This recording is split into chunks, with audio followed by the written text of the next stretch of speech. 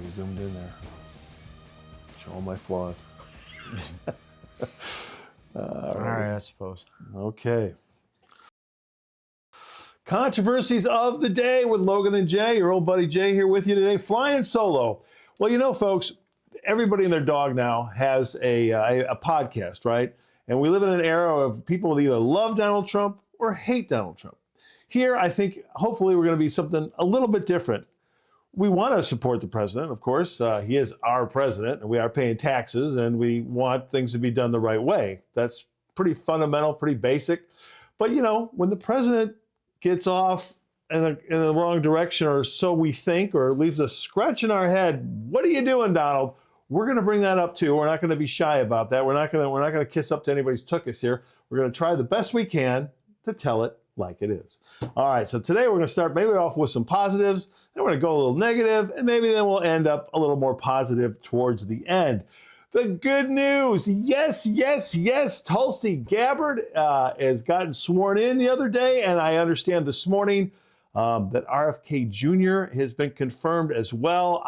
You folks, if you listen to our past shows, I was worried. I really was. I thought there'd be a few Republicans who would join some Democrats to be against these former Democrats. As a matter of fact, that's what they are. And it's amazing. I think on the Republican side, I think it was only Mitch McConnell. Mitch, the old bitch. Wow. He's still hanging in there. He's fallen again. Sir, retire. You have a nice pension. You have a family, I think. Enjoy life. Do you golf? Do you fish? I don't know. There's things to do in this world. You're not going to live forever. None of us are, pal. Just retire. I know this is your last term, but just go ahead. Retire. The governor can appoint somebody or whatever. And Kentucky, you are an interesting state, aren't you? On one hand, you keep reelecting Mitch, the old bitch McConnell, okay, who's not the kind of Republican America wants these days. But then, on the other hand, you keep reelecting Rand Paul, the junior senator, who I think is one of the best that we have in the U.S. Senate. So anyway, Kentucky, you're a little schizo, but it's okay. It's all good. It's all good. All right. So today, we're very excited about Tulsi Gabbard. Congratulations to her and to RFK Jr. Holy cow. So hopefully Kash Patel gets through as well. As my partner Logan, my partner in crime would say, to quote Charlie Sheen, winning. And did you see everybody? Russia freed prisoner Mark Fogel, teacher from Pennsylvania. Also winning. I mean, this is a great thing. Again, his mother, who's in her 90s, was supposed to be there or was there in Pennsylvania when Donald Trump got shot. I think she was supposed to come on stage. I'm not sure if I got that correctly or not, but of course, the president was shot at, a former president at that time, a candidate at the time, he was shot at, and of course, everything came to a screeching halt there that day, which is also, you know, just kind of wild and scary if you just do the logistics of what I just said. So Russia frees Mark Fogel, teacher from Pennsylvania. I guess he had some kind of a marijuana charge over there. A little bit of irony there. Mother Russia has, strict marijuana laws, and yet, well, the country does have quite a vodka problem, a vodka, as they like to say over there, I think. Vladimir Putin invited to meet with President Trump. He invited him to come here. Donald Trump said he's willing to go to Russia. There is also talk of them meeting in Saudi Arabia, as they are both friends with the Crown Prince. So it could be very, very interesting. Hopefully this is all good. And the president has spoken to Vladimir Zelensky, also leader of Ukraine. And hopefully we will get some negotiations here soon and bring this stupid war in Ukraine to an end very, very soon. I really hope so. I'm a negative kind of guy, folks. But I really think maybe there's a possibility here. Maybe there's a possibility. So things looking good. And also, one of the big things of today is Elon Musk. The left is just going crazy with this guy. Again, he was one of them. I think he did well with the Obama years, and I think he got a lot of government tax subsidies and different breaks for all of his different things, whether they were solar companies or, of course, Tesla, his EV company. So anyway, I personally got mixed feelings on Elon, but I like what the Doge thing is all about. I like what they're doing. Again, judges are trying to block some of this. There's also criticisms that he's got a bunch of people that are too young and inexperienced, a bunch of 20-somethings working for him, and people are, they're just going nuts. They're trying to rip on everything that they can. The USAID, which he's exposing all the waste, fraud, and abuse. I mean, just wacky things, folks. And again, we have heard of this before, most notably from the aforementioned senator from Kentucky, one Rand Paul. And I do appreciate when he does that. He does that with his Festivus for the Rest of Us, takeoff on the Seinfeld thing from years ago. He does it around the holiday season in December, where he'll list a bunch of stupid government expenditures that are part of the budget. And, it gets a little bit of play, and it's, kind of interesting for a day or two, and then it's gone. And then nobody talks about it again. And that's my big concern here, folks. I mean, do you really understand, as Elon Musk and Doge expose all this crazy spending? I mean, and then the Democrats, there's so many layers to this. The Democrats, doesn't this bother you?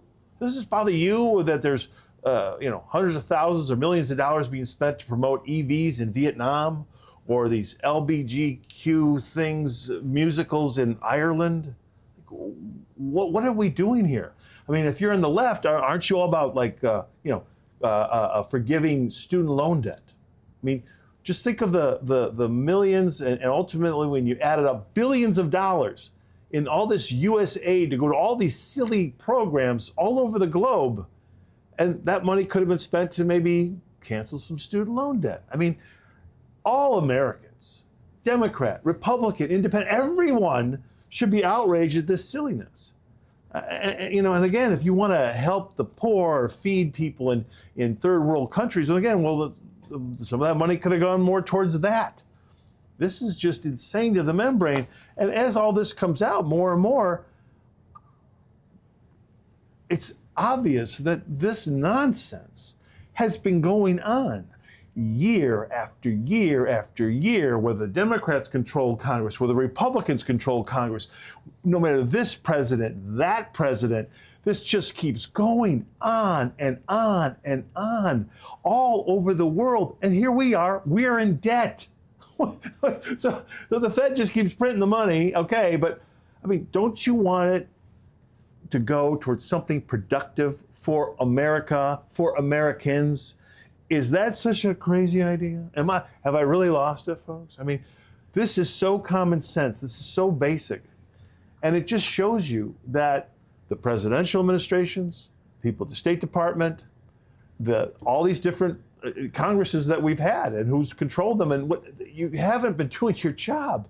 I mean, this is just a horrible example, especially to people like you, Mitch McConnell, or Dick Durbin down there in Illinois, or Lindsey Graham, people who have been there forever. You're not reading this stuff? This stuff just flies by, or you just sign off on it, you just vote up and down. You don't even have your staff go through the budget and where all this stuff's going to? I mean, what a piss poor job. Dereliction of duty, my goodness. Wow. I mean, really just think about it. It's not just, how long has this been going on? I mean, it's crazy. And then you want to peel back another layer and get a little bit of fun here, a little kooky, okay? Because, we like to get a little kooky here at Controversies of the Day. Are some of this really going to where they say it's going? Or is it going to other things, maybe more clandestine things, maybe more CIA operations? Ooh. Yeah, you kind of wonder, because then maybe it's not all as silly as they say. I'm not saying I'm for it. I'm saying we play a lot of games and we do it all over the world, and we don't want necessarily people in Congress to know what I say we, not me, not Logan, talking about the Central Intelligence Agency, for example, and basically shadow government, things that they like to do all over the world. So That's a whole other layer to this waste, fraud, and abuse. And again, only Rand Paul. I hope there's some others out there that have been trying to get some of this out to the public.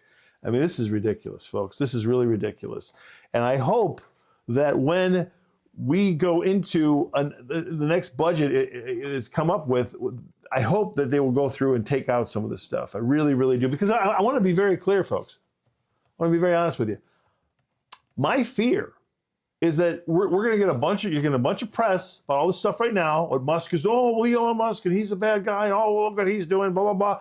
And it's going to get all this play, and then other things will happen in the news, and then this is all going to go away. And when it comes time to sit down and do the budget, they're not going to cut this stuff out. That's what really I'm afraid of. I'm afraid this is going to get a little bit of daylight, and then poof, we're going to go on to talk about something else. And anyway, I hope to be wrong. I want to think that the president is determined to do this.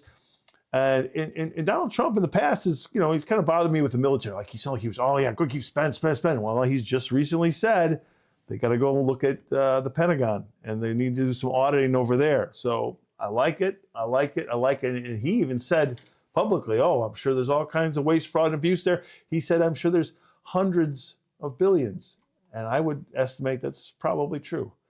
And is that patriotic? I ask you, is that patriotic? I mean, do you really feel good about that? We got a big military. And then you find all these companies are overbilling and overcharging, the government and we, the taxpayers. You okay with that? Is that good? Is that good for you? I mean, are you okay with this? This is nuts, folks. We are over $35 trillion in our overall national debt. We have annual budget deficits. That's the annual budgets. Okay, that go over $1 trillion. This is nuts. This is nuts. It is unsustainable.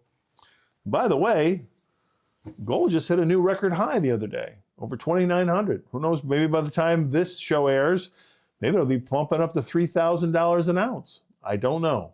Just kind of wonder what that's all about, because usually that means somebody's worried about something somewhere. All right, as we said, when the president, when he talks, good things, and again, I'm really hoping that he can get this Ukraine thing out. We've got to stop wasting so much of our money and our resources there, and we've got to stop dancing on the edge of World War III. But of course, there's a number of different places that we dance on that scary place. And that brings me to Gaza. This is where I got to say to the Prez, what? Wait, well, I'm scratching my head a little bit here. I mean, ladies and gentlemen, we did a show here after the horrific events of October 7th. We did a show right here. And we talked probably more honest than you hear anywhere, okay? Yeah, Ben Shapiro, oh, I'm a good little Jew. Oh, I'm going to wear my yarmulke, blah, blah, blah, blah. Does Ben ever address the Jews who are against Zionism?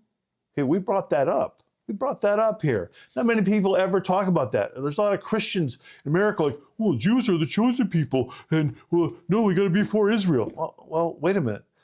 We brought up this small sect of Judaism that's been there the whole time. In 1948, yes, there were rabbis out there with the beards and the hats protesting. That's right, protesting the creation of Israel. And why is it called that anyway? Because it means to wrestle with God. That's what it means. To wrestle with God. That's what it means. In the Bible, it's called the land of Judea.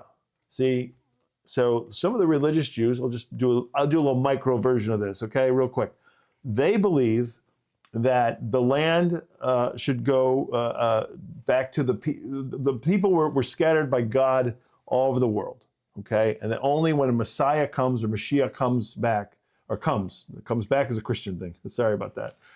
Only when Mashiach comes, then the land of Judea should be restored to the people, and the people should be restored to the land. Anyway, that's what some people believe. Some people think they're a wacky group. They're like, I don't know, Amish in Christianity. I don't know. No ripping on the Amish. There's some great people there. But so anyway, the whole Israel situation, the whole Gaza Strip situation, it's a mess. It's been a mess. And the president, I mean, I don't know if this is part of his wheeling dealing he likes to do, the art of the deal. Sometimes he's really good at this stuff. So I'm hoping that there's something I don't see and that he knows what he's doing, but he's saying, we're not going to have U.S. troops there? Mr. President, are you sure about that? Because you're threatening all hell's going to break loose if these hostages aren't released. Sir, I mean, Israel go in there? Okay, more than they're already going in there? I mean, what are you saying, sir? Then you're saying you want to remove the people out of Gaza and we're not going to pay for that? Who's going to pay for that? I mean, I know you're trying to get Jordan and you're trying to get the Egyptians and other people in the area, United Arab Emirates, to help out, but we're not going to pay for that at all? Are you sure about that? Are you sure about that, Mr. President? And then you're going to get the people out of there, you're going to rebuild Gaza, but again, we're not going to pay for it. And then you're going to bring the people back? I mean, is there something, folks, that, hey, maybe your old buddy Jay, maybe, I used to wrestle a long time ago. Maybe I got dropped on my head too many times. Help me out here a little bit in your comments below. Is there something I'm missing of the story? I mean, it sounds just kind of fantastical. It does. I mean, it'd be wonderful. I mean, I think all Americans, no matter how you feel about Israel, how you feel about Jews, how you feel about the people in Gaza, these terrorists called Hamas, no matter how you feel about all that, I think I can speak for most Americans, we would just love to have some peace and stability there. We would love it. But the reason I brought up those religious Jews who protested the very creation of Israel in 1948, because they saw that as the hand of man coming in to do God's work, but yet we haven't had a lasting peace really this whole time. That's the powerful thing, folks. We haven't had a lasting peace. All the years, a year or two, things will be sort of calm, and then things flare up, and they flare up, and it never really goes away. Why can't this be resolved? I think whether you're religious or not religious, Americans would just love for things to calm down there, and we would probably like to have less foreign aid. Again, back to our budgetary problems. We'd probably like to have less foreign aid to that region of the world. And nobody ever seems happy. And the money never seems to be able to buy a lasting peace. Why? What is the core here? Now, if you're a religious person, well, there are some answers to that. Some of the Christians believe that that area of the world is center to biblical end-time prophecy. Now, I'm not saying that's what I believe in, but that's a lot of Christians believe in. And they look at that region as there won't be any peace there until the Antichrist comes. This is more of a Christian view of end times, okay? This is what they think. Your old buddy Jay, again, I could rip Christianity. I would love to take on this Wesley Huff guy, PVD. We'll talk about that later. Love to take him on a debate, but once upon a time, when the wife and I went to a lot of Bible study classes, this is the kind of stuff that, was all part of what those folks were into and were believing. And they believe that end times won't come until the Antichrist comes and sits on a throne in Jerusalem, I believe. So this all gets a little bit nutty and a little bit wacky. But I've heard some people out there. Talk about how maybe Jerusalem should become not part of Israel, it should be an international city, almost like the Vatican in Rome. And the UN should control it. Ooh. This was prophecy, or so-called prophecy, and different things that people in the Christian community were talking about back in the 1990s. So I just bring all that up because this whole area, Israel, Gaza, the Gaza Strip, the whole Palestinian-Israeli conflict, Hamas, all this stuff, it doesn't go away. So if you're an atheist, you think that these religious people are nuts, and maybe they are, it's not going away. Does it prove the religious beliefs? I don't know. It's a fascinating question. But again, as the average American taxpayer, we just want everything to calm down. Calm your stuff down, okay? We like to have peace there. But again, some people don't think you're ever really going to have a lasting peace. So far, that's been the case all these years. Anyway, so I don't know what the president's got in mind with Gaza. It's hard to believe that U.S. troops aren't going to be involved at some point. It's hard to believe that U.S. taxpayer dollar money is not going to be in part. And yes, folks, I am all about the budget. Look at that. Look at what you see on your screen right now. I hope you're looking at the same thing I'm looking at. Where are we really now over $36 trillion? What do we have to show for this? We've got a big military, we've got a space program, got a lot of rich people who don't like to pay taxes and, put money away in Cayman Islands and foundations and all kinds of different trust funds and shell games and LLCs and all this kind of crap. Got a lot of that, but 36 trillion in debt, in the hole. Is that going to get paid in my lifetime? I don't think so. I don't know. Maybe they're going to print a $36 trillion coin. You're going to do that? I don't know. Lots of crazy things going on there. Then here's another thing. Now, again, I want to support the president. I voted for him. I publicly admit that. How many people, in the so-called media will tell you who they voted for? You can kind of figure things out, who people vote for, who they support and they didn't support. I thought we really didn't have any choice. My heart was with Chase Oliver, the Libertarian candidate, but we know he wasn't going to win. Anyway, the point is, got a new crazy thing with Donald Trump, okay? This Canada, the 51st state. Now, Brett Baer, Fox News, Fox 666, that's what it translates to numerically. He asked him right in this interview, right before the Super Bowl, he said, Mr. President, were you serious about Canada becoming a 51st state? And I believe the president acknowledged yes, to the affirmative, yes. Yes, I was. So, what does that mean, folks? What does that mean? I mean, I ask you, and please put in the views in the comments below, what does that mean? Now, I don't like socialism, but I've always got good things to say about the Canadians. There's so many, famous Canadians that I love musically, Diana Krall and Gino Vanelli, and there's a lot of great sports people, Wayne Gretzky in hockey, and Bret Hart, pro wrestling, and and Jordan Peterson in our modern times. We just love him. He's a big star of YouTube, basically, one of the biggest stars of YouTube, probably one of the most intelligent, most important stars of YouTube of the last 20 years, Dr. Jordan Peterson. Great guy, one of my favorite Canucks. I love the Canucks. They're awesome. Dan Aykroyd, a lot of great actors, and Martin Short and Eugene Levy and some of these great people. But anyway, why would we want to make Canada the 51st state? I'm just not sure. What does all that mean? And then we got this whole thing with the Gulf of Mexico, and now we're going to call it Gulf of America. I mean, I'm okay with that. That's fine. I guess my buddy Logan was telling me, he was showing me that Google Maps has changed that already. I guess Apple resisted, but they're going to change it too, or whatnot. Okay, that's fine. But there's something else going on here. Is this all just, about the whole tariff thing that Trump's doing with Mexico and with Canada? Or he's just playing a little game, a little art of the deal? Maybe this will all make sense, folks. The only thing's weird is when you get little kooky people like me, cuckoo people like me and my buddy Logan, is there was a thing, you haven't heard about it for a while, at least I haven't heard about it for a while, okay? But it's called the North American Union.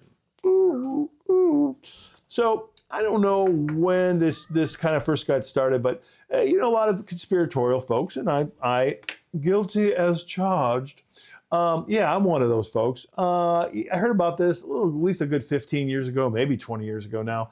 And the idea was that North America, which is Canada, United States of America, and Mexico, that's the North American continent, that we would eventually have one currency here and be like an Amero, like how the European Union came together 30 years ago, and they got their euro. And it would be this kind of a thing. And I think it all got started because of some super highway that was going to be constructed in Texas, and that was going to go all the way to Canada. I'm not sure where that stands currently. That seemed to be maybe the genesis of where that all started from. Haven't heard much about it, but just kind of funny. Now all of a sudden, our most nationalistic, and our most pro-American president in a while, all of a sudden he's talking about, making Canada a 51st state, changing, the Gulf of Mexico to Gulf of America. I hope I'm just a little on the, I hope I'm on the paranoid side here, folks. Okay, hopefully it's just a part of the tariff negotiations. They're going to work things out, and things are going to calm down. The tariffs won't get out of hand between the three countries.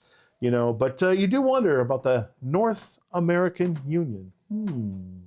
So those of you with a more conspiracy bent, keep that in mind, folks. I remember there's a worthless, overpaid, rich white man on CBS. So what's his name again? Oh, Stephen Colbert. Yeah, he used to be funny like 20, 25 years ago. He was actually a talented guy. He had a little thing called the Colbert Report on the Daily Show on the Comedy Channel. Anyway, he joked about it back then and called it Mex-Americanada. So anyway, folks, these ideas, they are out there. And I'm curious to see where the president is going to go with this one. Oh, my goodness. Well, I don't know when this show is actually going to air. So Valentine's Day may have come and gone. Happy Valentine's Day to all the lovers out there. President's Day is coming up here, by the way. So I was just curious, who are some of your favorite presidents? If you want to put in the views in the comments below. Also, who are some of your most hated? What presidents do you hate the most? I tell you, for me, folks, I don't know, like in modern times, who I really like. It's hard to say. Maybe JFK, but there's a lot of controversial stuff about him. You could say a lot of interesting things about Harry S. Truman. He definitely had the weight of the world on his shoulders a little bit. Other than that, for me, Teddy Roosevelt was interesting, but he was kind of with J.P. Morgan a bit. So I don't know. It's a fascinating topic. Obviously, the founders, George Washington, and the Adams and Thomas Jefferson. Those guys are kind of special in their own kind of category for me. And of course, Abraham Lincoln was an interesting dude. So all of our presidents are fascinating, and I think people should read up on all of them. You really should. They're all fascinating, even the ones you think you don't like. They're all really far more interesting when you get to know them, doing your own private studies. You really will. So anyway, love to know your favorite presidents and your least favorite. For me, the least favorite, the ones I've hated the most, and I'll take one from each party. Lyndon Baines Johnson, as I think I've mentioned this before, I think he's got so much blood on his hands from Vietnam. Vietnam was handled so poorly and awfully. And then George W. Bush. I can't shake that guy. I just can't shake that guy and his whole regime. I think he was an idiot. He should never have been there.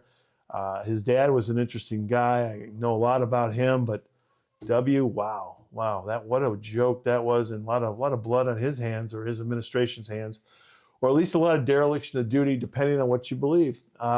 So that's where I would be on our President's Day, as our situation goes forward.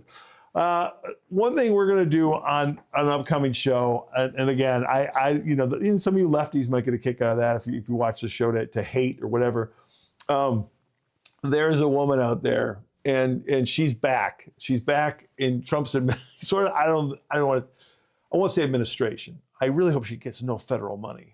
Office of Faith. I hope there's no money being involved there from taxpayer money.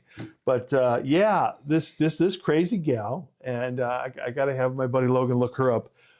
Paula, I think her name's Paula White. I think that's her name.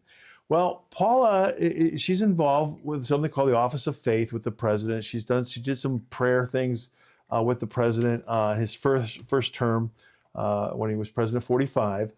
But this woman is just, if you see her and her videos on her, she's just a nut. I think she's a flim flam lady.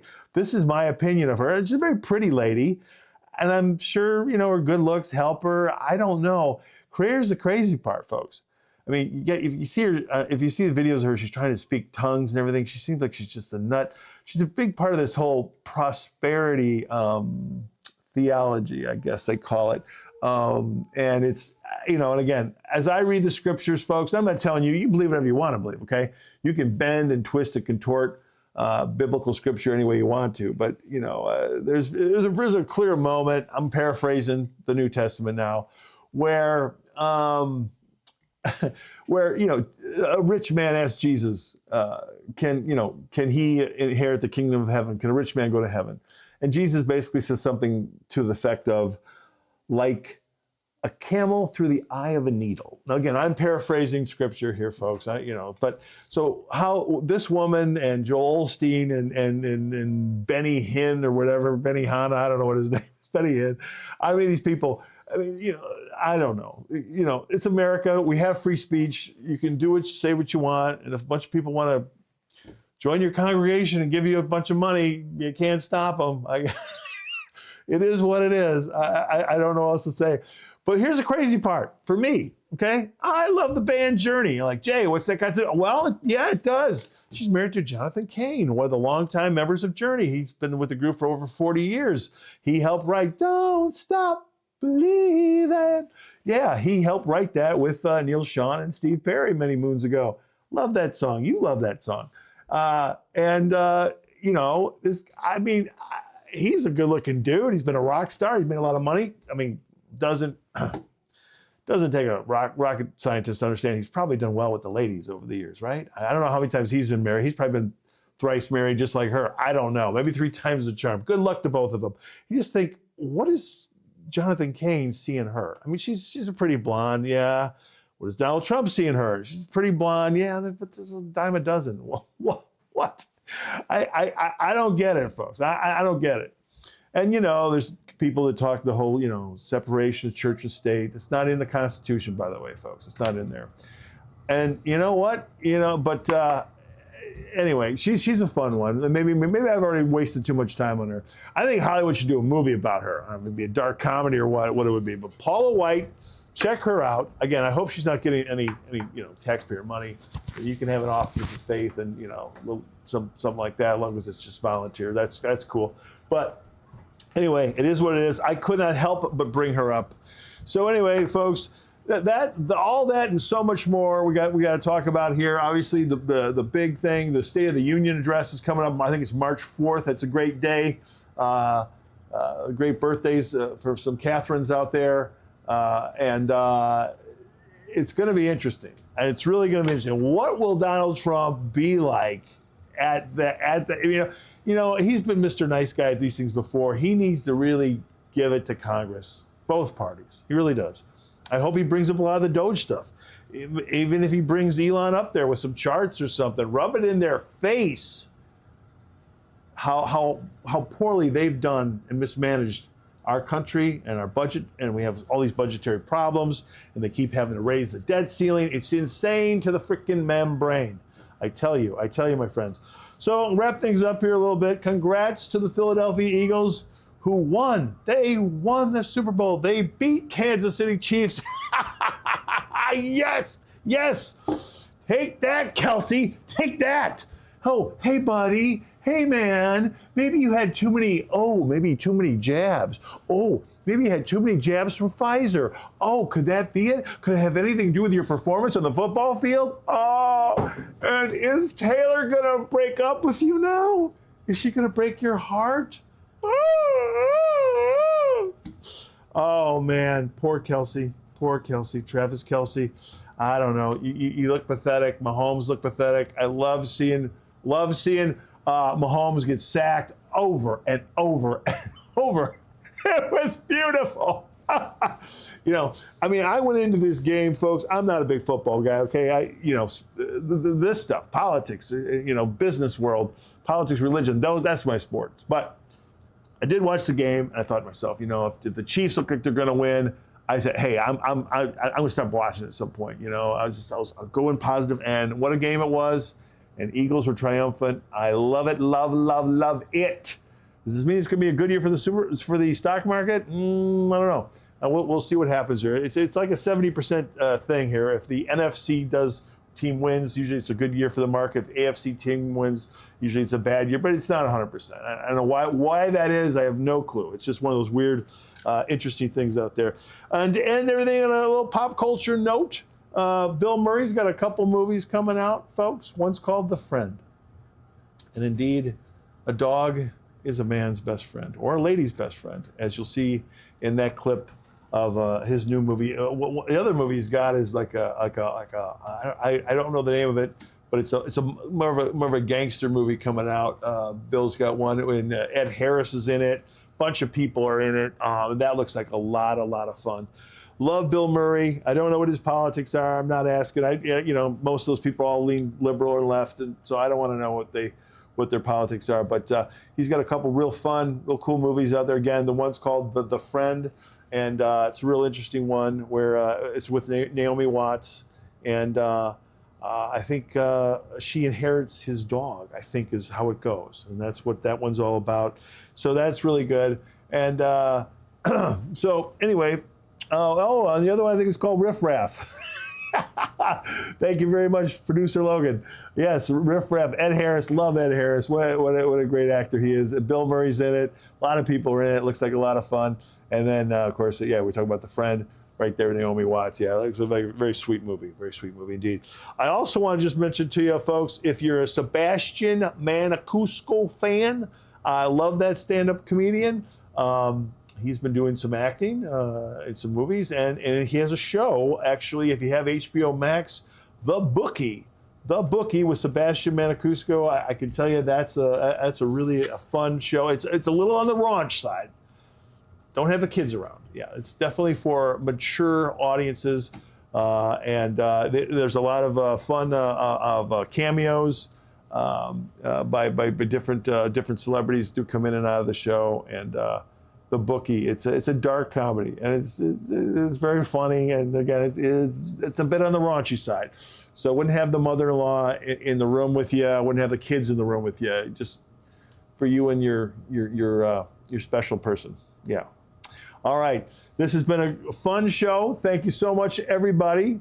We are determined to go into 2025 here and make this show a better and better show for all of you, and make this a better experience for all of us. And just one more quick thing, TBD down there, Value Entertainment. We love you. We love you.